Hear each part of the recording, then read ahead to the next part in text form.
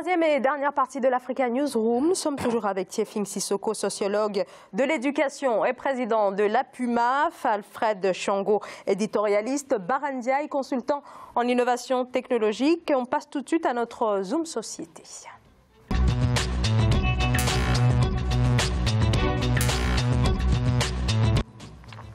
À Fana, une centaine de kilomètres de Bamako, c'est dans cette ville du Mali que Salif Keïta, l'une des légendes de la musique africaine, a choisi le 17 novembre de présenter son nouvel album. C'était lors d'un concert hommage destiné à dénoncer les meurtres rituels d'albinos. À Fana, le lieu n'a pas été choisi au hasard car c'est dans cette ville malienne qu'une petite fille albinos, Ramata Diarra, âgée de seulement 5 ans, a été sauvagement assassinée en mai dernier après avoir été enlevée en pleine nuit par des hommes armés, un assassinat qualifié par les associations de crimes rituels. Voyez ce sujet de Siamlo Victoria Sedji. L'artiste malien Salif Keïta continue sa lutte pour la protection des personnes atteintes d'albinisme. Porte-étendard de cette cause, l'artiste se dit indigné face à la résurgence d'actes ignobles, cette fois perpétrés sur une fillette de 5 ans. Ramata Diarra, victime d'un crime rituel en mai 2018 dans la ville de Fana et pour laquelle un concert en hommage a été organisé. Il faut qu'il soit puni, il faut qu'il y ait des conséquences, il faut une dissuasion complète pour que les gens cessent et une information pour dire à ces gens-là que ce n'est pas vrai, que c'est des mauvaises croyances. C'est des mauvaises croyances. Ces croyances sont des fausses croyances.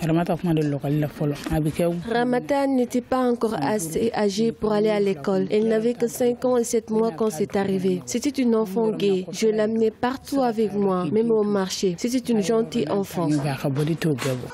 Pour sensibiliser le public, Salif Keïta a souvent multiplié les concerts et même dédié certains de ses titres à la question. Sa fondation, créée il y a plus de 20 ans, travaillant de pair avec une ONG qu'il a aussi fondée, a permis de venir en aide à de nombreuses personnes atteintes d'albinisme. Je suis vraiment fière lorsque les gens me regardent. J'ai quelque chose en moi qu'ils n'ont pas. La couleur de ma peau est comme une lumière pour moi. Bien que des défis demeurent, Salif Keïta a réussi à réunir le monde entier autour de la lutte contre la maltraitance des albinos. À l'instar du mannequin Diandra Forest et du politicien kényan Isaac Mora, d'autres personnes atteintes d'albinisme lui témoignent leur soutien. Alors, l'assassinat le 13 mai dernier de cette petite fille, Ramata Diarra, a provoqué l'indignation au-delà même du Mali. Tiefing Sissoko, le travail que mène Salif Keïta à travers sa fondation qui est active là, depuis 2006 est crucial pour sensibiliser, alerter autour de ces crimes dont sont victimes les personnes atteintes d'albinisme. Oui, il faut rappeler le contexte de ce drame ignoble qui s'est mise en place au Mali à quelques mois seulement de l'élection présidentielle malienne. Une jeune fille de 5 ans, un jeune enfant de 5 ans, j'ai des enfants, j'ai un enfant qui a exactement le même âge que Ramata Diarra, qui a perdu la vie dans les circonstances que vous venez de rappeler. Rien que cette histoire, rien que le reportage, ça donne la chair de poule de regarder en ce début de 21e siècle, se dire que ce type de crime rituel peut encore se mettre en place dans cette partie du monde. Je vous le dis, je suis totalement indigné. Je trouve que c'est quelque chose qui se fait encore aujourd'hui de notre vivant, 150 km seulement de Bamako. Donc c'est gravissime. Et la fondation de Salif Keïta mène ce combat depuis plusieurs années, puisque lui-même étant touché par l'albinisme, donc il a fait appel à la communauté culturelle des artistes pour venir l'aider dans ce combat. À mon avis, il faut encore, vous l'avez dit, il faut des actions de sensibilisation. Je pense qu'il faut de la pédagogie aussi encore, et il faut de l'éducation, puisque pourquoi une telle chose se met en place dans cette partie du monde, puisque encore aujourd'hui, il y a des zones où le taux d'alphabétisation n'est pas aussi élevé, où les anciennes croyances, on en parlait, demeurent encore d'actualité. Et j'accuse les gouvernements politiques aussi, puisque si c'était, en tout cas dans les suspicions, c'est un sacrifice humain, donc un sacrifice rituel qui a été organisé à la veille des élections présidentielles. Donc il y a un lien en fait qui se met en place entre ce crime rituel et puis le contexte de l'élection présidentielle, puisqu'il y a des anciennes croyances qui montrent que bon, finalement, le sacrifice d'albinos permet d'avoir la prospérité ou autre chose. Alors, lutter donc contre ces meurtres, ces assassinats de personnes atteintes d'albinisme, donc on voit là comme une situation extrêmement grave et qui montre aussi l'absence de protection à l'égard de cette frange de la population, Alfred Thiango. On parle de sensibilisation, mais il faut également mettre en place des lois et surtout les appliquer, en tout cas des lois visant à protéger cette population, Alfred. Zahra, moi je reste sans voix. Et j'ai une pensée émue pour cette petite fille Ramata Diarra et puis pour sa famille. Des choses pareilles ne doivent pas arriver au XXIe siècle. Et je sais que dans beaucoup de pays africains, en Ouganda, au Kenya, en Tanzanie, ces genres de crimes sont très fréquents, liés justement à cet obscurantisme qui fait croire effectivement que tuer un albinos, ça vous donne de la force, de la puissance, ça vous donne des pouvoirs. Mais heureusement aussi que dans certains pays, comme en RD Congo, il y a l'association des albinos qui fait un travail remarquable. Et dans beaucoup de pays africains, effectivement, il y a eu cet éveil de conscience. Et je crois que l'action de Salif Keïta est à soutenir de mille manières. Mais je pense que la réponse, elle est à la fois culturelle, dans nos communautés, dire que l'albinisme, c'est une maladie génétique et que donc il faut éduquer les gens à comprendre effectivement qu'il n'y a aucun pouvoir, qu'aucun mystère sur l'albinisme. Il y a ce travail-là d'information, mais il faut que la loi sévisse. Malheureusement, ceux qui perpètrent ces crimes-là, on les attrape jamais. C'est ça aussi l'une des difficultés. Si on le prenait la main dans le sac, à ce moment-là, ça serait plus facile justement que la loi puisse sévir. Mais il faut faire ce travail d'information, de sensibilisation sans fin. Et puis, il faut organiser des programmes pour mettre en avant justement les albinos dans toutes nos sociétés pour éviter justement qu'on ne considère comme... je ne sais pas, des fantômes ou des esprits qui peuvent apporter de la force ou de la richesse et des choses, ces genres d'aberrations monumentales. Alors, est-ce que le gouvernement cherche véritablement à sévir? Alors peut-être que Tiefing Sissoko pourra nous éclairer tout à l'heure, notamment sur cet assassinat de cette petite fille, s'il y a eu une enquête, voilà. Mais est-ce qu'on peut véritablement dire, pas que pour le Mali, est-ce que les gouvernements africains cherchent véritablement à sévir sur ce sujet-là? Bah écoutez, Zahra, votre question elle est très pertinente et touchante parce que moi je compatis déjà à la douleur de la famille de Ramata Diarra et j'encourage l'initiative de Salif Keïta et d'une part la douleur de toute la ville de Fana, de la région de Koulikoro au Mali. Donc aujourd'hui, ce qui se passe, c'est que vous avez parlé tout à l'heure du paradoxe africain, M. Sissoko.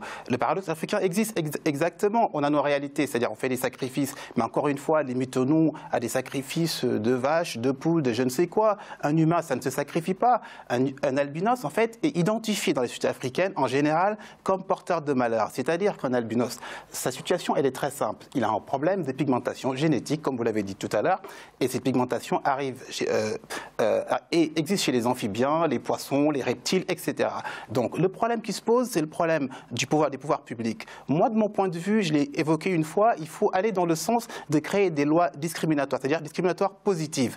Un albinos doit être inséré, un albinos doit être suivi, il doit avoir accès à certains postes de décision, il doit être dans l'éducation nationale, professeur pour que les élèves le regardent en face au quotidien et s'identifient à une personne normale comme eux, à part la différence de la peau. Parce que cette population d'albinos, je pense que s'ils représentaient la moitié de la population, les pouvoirs publics allaient s'en occuper parce que ce serait de bons porteurs de votes électoraux. Ce n'est pas le cas aujourd'hui, c'est moins d'1% de chaque pays concerné. Donc les pouvoirs publics ne mettent pas les efforts nécessaires. Et ce qui me désole encore une fois, c'est le rôle que joue Salif Keïta. Parce que lui, en tant qu'albinos, il connaît sa situation. Il sait que la crème qui coûte 60 000 francs CFA pour hydrater sa peau, pour éviter d'être victime des rayons ultraviolets du soleil, qui sont la première cause de mortalité, parce que ça assèche leur peau, sont difficiles à acheter en Afrique. 60 000 francs, c'est le salaire d'un enseignant dans une zone rurale, on le sait bien. Donc ces albinos n'ont pas d'avenir. Ils sont toujours voués à eux-mêmes, ils sont sur les feux rouges en train de mendier. Exceptionnellement, ce sont ceux qui réussissent. Vous l'avez évoqué tout à l'heure. En RDC, il y a effectivement l'association de M. Johnny Chancel. On en a parlé d'ailleurs sur ce plateau. Exactement, qui lui aussi est un albinos. Oui. Pourquoi ce sont les albinos qui doivent défendre les albinos? Pour quelles raisons? Il y a les pouvoirs publics. Il y a l'éducation nationale, encore une fois, pour ne pas monopoliser la parole. L'éducation nationale de chaque pays devrait intégrer dorénavant dans ses programmes scolaires, dès le primaire, cette connaissance de cette maladie qui n'est pas grave, qu'on peut soigner, qu'on peut accompagner, d'une part, et aller plus loin, quelque part, impliquer quand même les ONG, d'accord, puisqu'ils sont en Afrique pour faire œuvrer pour la bonne cause, et aller plus loin encore davantage, l'UNESCO, qui est le programme des Nations Unies pour la petite enfance et l'éducation. Il faut que les pouvoirs publics, s'ils n'ont pas les moyens, essaient de collaborer avec l'UNESCO pour mettre en place de véritables programmes éducatifs et de sensibilisation. Rapidement, avant que Tiefing ne prenne la parole, simplement au Congo-Brazzaville, le ministre de la Communication, c'est un albinos, Thierry Mungala. Oui. Donc il y a déjà là une mise en avant. Même s'il défend les mauvaises causes, c'est ça, ben voilà. Le début de représentativité. Tout à fait, oui. Pour prolonger, en tout cas dans la même lignée, le ministre des Cultes aussi, malien, en fait, pendant de longues années, c'était un albinos aussi. Donc, en tout cas, cette situation, je crois que ça nous a surpris, peut-être parce que ça a été médiatisé aux alentours des élections présidentielles. Mais dans mon souvenir, durant ces longues années passées au Mali, je crois que le Mali n'était pas touché par ce type de sacrifice humain et de sacrifice des albinos. C'était connu dans d'autres parties de l'Afrique, mais pour le Mali, c'est là, pour le coup, c'était la surprise, c'était l'indignation généralisée, mais cette indignation, à mon avis, n'est pas allée dans le bon sens du terme, puisque quand on a vu ce qui s'est passé dans cette partie de Bamako, les pouvoirs politiques ne sont pas venus au devant de la scène. Ils l'ont condamné, certes, tout le monde l'a condamné. Mais ce n'est pas allé au-delà de l'indignation. Mais ce n'est pas allé au-delà de l'indignation par la mise en place de dispositifs, comme vous l'avez dit, qui protègent plus cette population, même si des politiques d'inclusion sociale existent au Mali, d'inclusion scolaire, ça existe. Mais à mon avis, il faut aller encore plus loin pour empêcher que de telles choses se reproduisent dans la société malienne. Ça veut dire qu'il faut aller sur des modèles en fait qui impulsent d'autres valeurs. Je vous le dis puisque à la veille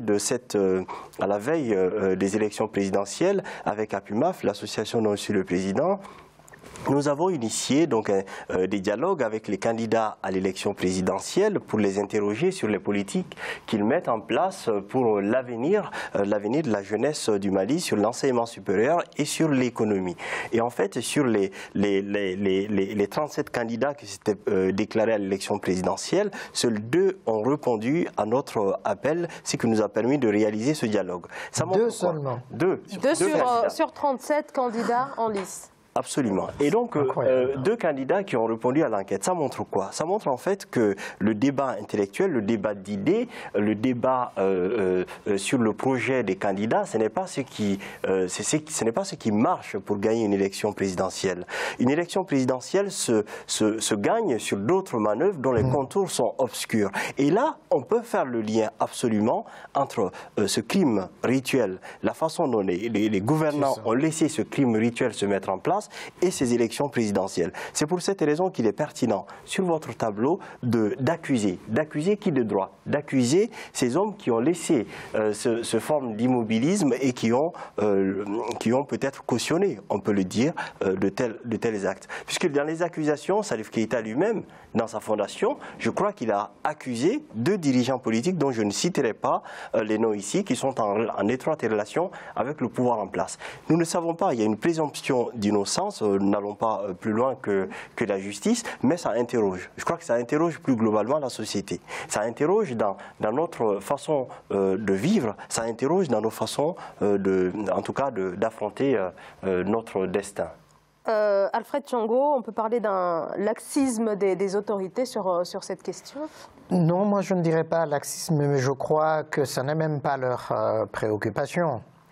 D'où la surprise d'ailleurs de tout le monde, d'apprendre effectivement qu'on a sacrifié une petite fille de 5 ans. Ramata Diarra, et donc il faut effectivement plutôt faire ce travail que les politiques qui sont responsables devant la nation, qui portent les aspirations, les espérances des populations, puissent être à même justement de prendre à bras le corps tous les problèmes, et celui-là en particulier. Parce qu'il est prégnant, parce qu'il est flagrant. Mais c'est comme pour tous les Africains qui souffrent d'handicap, qui sont laissés pour compte des politiques nationales. Si déjà pour cela c'est comme ça, à plus forte raison pour les albinos qu'on considère à tort comme soit des facteurs de malédiction et de l'autre côté comme de bénédiction. Donc il faut continuer à travailler vraiment alors partout en Afrique sur cette question-là qui est primordiale à mon avis. Alors, le lien avec l'UNESCO, pardon, les institutions internationales, l'UNICEF, etc., ça c'est important aussi. Mais, vous voyez, là encore, nous parlons des institutions internationales, mais l'Union africaine, la CEDEAO, nos institutions à nous, africaines, qui peuvent traiter de ces questions-là. C'est une question culturelle, mais politique, puisque sacrifice rituel. Oui. Mais ça, l'Union africaine devrait travailler sur ce genre de questions aussi, la CEDEAO aussi. Alors, on arrive malheureusement au terme de cette émission, mais on sait que, bien évidemment, les associations sont en première ligne pour porter cette cause des albinos et éviter, en tout cas, alerter sur ces meurtres rituels. N'hésitez pas, en tout cas, en tant qu'association, à nous en faire part sur nos réseaux sociaux, Facebook, Twitter. On lira bien sûr vos commentaires avec grand plaisir. Merci à vous, à tous les trois, d'avoir participé à cette émission. Tiefing Sissoko, je rappelle que vous êtes sociologue de l'éducation et présidente de l'APUMA. Vos dernières publications, la jeunesse, l'enseignement supérieur et l'économie au Mali, et Penser l'État, penser la jeunesse, bien sûr on en a parlé tout à l'heure, tous les 2 publications aux éditions L'Harmattan. Barandia, je rappelle que vous êtes consultant en innovation technologique. Alfred Thiong'o, un grand merci à vous, merci pour votre éclairage. Merci infiniment Zahra, et puis à mes très chères téléspectatrices, merci de leur accueil bienveillant. Merci beaucoup, et merci à vous bien sûr de nous avoir suivis, merci de votre fidélité. J'aurai le plaisir de vous retrouver lundi. Très bonne soirée. Merci.